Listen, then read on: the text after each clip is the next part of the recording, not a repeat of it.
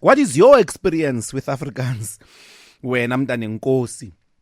And is the struggle to wrestle Afrikaans as a supremacist language being achieved as a language that is much more wide in its reach, in its life, than just the project of apartheid?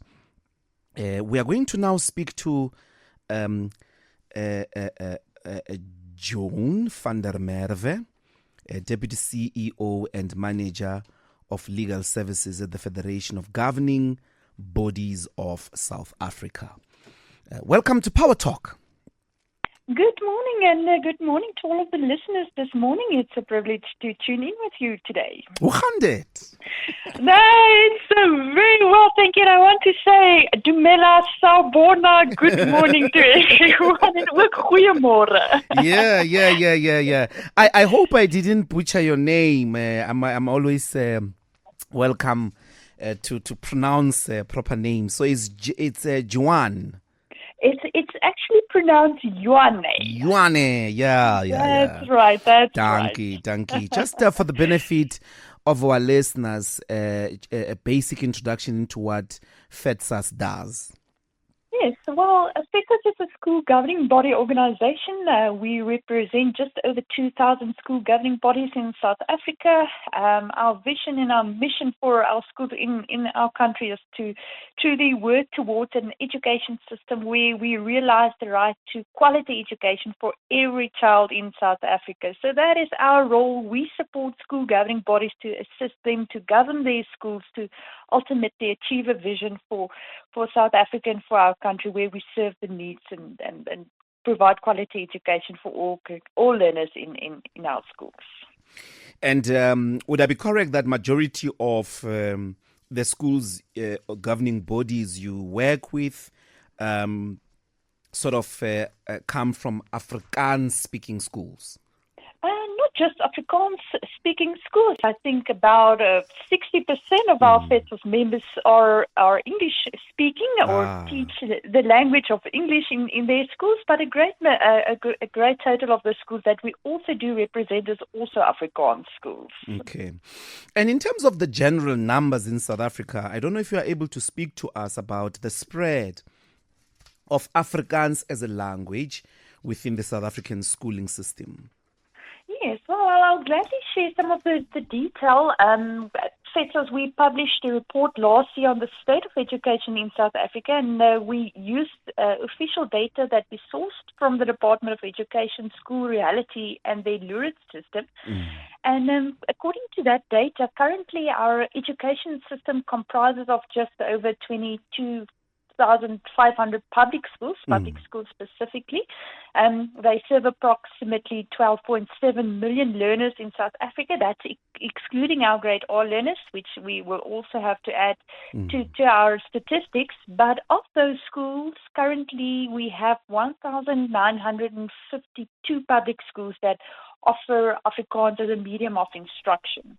And perhaps if I can just quickly highlight that of that 1,952 public schools that offer Afrikaans as a medium of instruction, 985 of those schools are multilingual schools, which means that about 4.3% of our public schools currently in South Africa are single medium Afrikaans schools. So that's just to paint the picture as to when we look at the education system that serve our Afrikaans learner, where we currently lie with our public schooling system. That's just speaking to our public schooling system. Obviously, we have independent schools as well that might add to those totals. And the significance, in your view, by comparison, is Afrikaans dying? Is Afrikaans still an active medium of instruction and of intellectual discourse? How would you measure that looking at your work within the schools? Yes, well, I think, when we look at the data that we have seen, I think there is an observable shift in the status of Afrikaans as a medium of instruction in South African schools. Well, conclusive long-term trends are still developing. I think there's very early indicators showing that there's a gradual migration of Afrikaans learners just from single medium Afrikaans schools to multilingual Afrikaans schools, and that it means that they're not necessarily just moving to other Afrikaans schools. It might be that they are looking at other mediums of language of learning and teaching. But we have seen a decrease of single medium Afrikaans schools over the last couple of years. Not a lot. It might be 1 or 2% decrease. Absolutely, we still see the quality of learning and teaching that our children receive at those education institutions. But definitely, because of demographic shifts and urbanization, we definitely see that there is a change in the medium of instruction that we receive at our public schools in South Africa.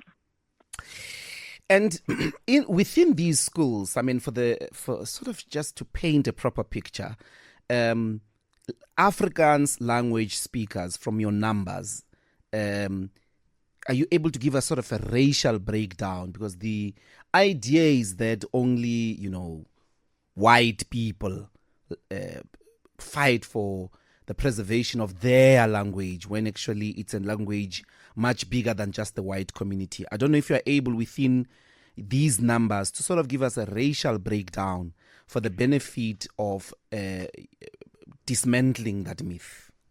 Yes, well, definitely, but I don't have the exact statistics on the racial composition of Afrikaans medium schools and exactly how the learners that are currently enrolled in those schools do look like. However, I can say with confidence that the schools that the Afrikaans schools serve today is definitely a diverse range of learners. I mean, if we just look at the census that was done in 2022, we know that we currently have in South Africa approximately 6.6 million people that speaks the language of Afrikaans. That makes up about 10.6% of the South African population. And the majority of those Afrikaans speakers are not white.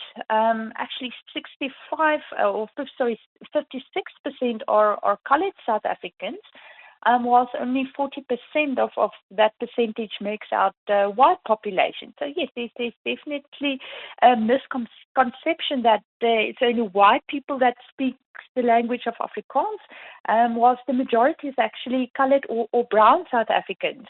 That also has a great need to have their children be taught in Afrikaans and to have that need to ultimately be served. And from your perspective, that particular caveat, as it were, of pushing the sort of multiracial projects around the language of Afrikaans as majority a language of the marginalized, there's a language of those that apartheid actually excluded and called, so to speak, kafirs. Does FEDSAS make that consideration in terms of, all efforts to promote Afrikaans? Yes, well, first of all, I think our schools and the community they serve has a great role to play in promoting, and not just promoting, I want to use the word celebrate, to celebrate our country's diverse racial composition. And from FEDSAS' side, obviously, we urge not just our own member schools, but all schools in South Africa to play a big role in that. That would include Afrikaans schools and schools from all other languages. Where we know that schools have a big role to play if we want to ultimately see that principle of Ubuntu served in our country. We know that there's a big role that our schools need to play in that specific regard. Specifically, when we look at the history of our country, one cannot be blind as to our historical context where we came from. However, moving forward, I think it's important to well, obviously, we want to preserve the Afrikaans culture. I mean, that's important to as well. But obviously, schools has a big role to play. in ensuring that we celebrate the diversity of our country. Just the final two questions. One relates to Afrikaans culture. If you could just tell us what that is, and in its preservation, do Afrikaans language speakers that are not Afrikaner understood to be part of that culture? Yes, well, I think, each and every language has a culture that is important to them. I mean, for myself being Afrikaans, for myself being able to be taught in Afrikaans, being taught in my own mother tongue language, I think that was a great privilege for me, being able to know that this is part of my culture, this is part of my heritage, and therefore for me it was a privilege to have been taught in Afrikaans, and therefore one would also hope that with all of the other languages in South Africa, they would take that at heart as well. I mean, as part of your culture, as either a Sesotho speaking or a Xhosa speaking person, one would believe that you would also hold that close to and near to your heart to be taught in that. For me as a Afrikaner, being born Afrikaans, obviously I respect all other individuals in our country, with the shared values that we have in our constitution, upon which we build all of our rights in our country. That is also something within which I live out my Afrikaans heritage and my Afrikaans culture. So that is also one thing, I think, irrespective of race and color in South Africa. I think that's the privilege that we have with those shared values that we have in our constitution. We can live out our different cultures in this country. Okay, but if I push back a little bit, isn't it that at the center of the history of Afrikaans as a language is this monumental oppressive past? And you and I have just agreed that over 60% of Afrikaans speakers don't share in that sort of apartheid, colonial past as a heritage of theirs. Within that particular systemic oppression, they are the oppressed. I'm asking of deliberate efforts to create this language of Afrikaans and its culture as a culture that also remembers, memorializes the peoples that were oppressed by other Afrikaans speakers. I don't know if it makes sense. And I mean, I guess one of the examples is to precisely commission histories of Afrikaans and Afrikaans people as histories that transcend Afrikaners, but that actually includes all other Afrikaans speakers, since it's a language that is inclusive in that regard. Yes. Well, I think, I think definitely, one can never forget what happened in the past. Obviously, I think there still remains perhaps a broad impression that the Afrikaner people can be branded as the oppressors. Myself being born only after 1994, have experienced our new South Africa, our new country, envisaged upon and striving towards the values as set out in our new constitution. So whilst we can never forget what happened in the past, I think it's also important to look forward, to build on new positive relationships, working towards a South Africa that we would like to see and what we are striving towards. And I think education, myself being from an educational law background, working in that specific sector, I think that is one thing that one would rather want to build on, to see what, irrespective of not neglecting or being blind for what happened in the past. Let's look at what are the lessons we can learn from that, and build on that going forward. I think just using Afrikaans as an example to use it as a model for mother tongue education in going forward. I mean, our education minister, our old education minister in 2023 used that as an example to say, what can we learn from the Afrikaans education system and rather build on that. Okay. Deputy CEO and Manager of Legal Services, Federation of Governing Bodies of South Africa, Juane van der Merwe. Did I get that right this time? Almost. You're very close this time round.